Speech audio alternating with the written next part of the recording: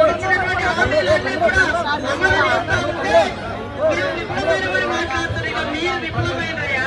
నాకెన్ని సీట్లు ఇచ్చిన ఎంపీలుగా మీకెన్ని ఇస్తే మీరు కేంద్రం నుంచి ఏం తెచ్చారు? నేను మన రాష్ట్రంలో మా గవర్నమెంట్ మరి ఏం చేస్తుందో ప్రజలకు తెలుసు. కాబట్టి ఈ రోజు రాష్ట్ర ప్రజలు కూడా గమనించాలి. అత్యంతర కోట్లేద్దామా, అభివృద్ధి కోట్లేద్దామా, మరి ఇలాంటి వివక్షత చూపి తెలంగాణ ఏర్పాటుని దారుణంగా కించపరిచినటువంటి బీజేపీని మనం ఈ రకంగా 8 సీట్లు ఇచ్చి గెలిపిస్తే వాళ్ళు మంచిగానే ఉన్నారు, కానీ ఈ రాష్ట్రానికి మాత్రం పుండుసులు దాన్ని గుర్తించారు. కాబట్టి దాన్ని దృష్టిలో పెట్టుకొని ఈరోజు కేంద్ర బడ్జెట్ తీవ్రంగా నిరసిస్తా ఉన్నాం. వెంటనే ప్రత్యేకంగా తెలంగాణకు బడ్జెట్ కేటాయించాలని ఈ సందర్భంగా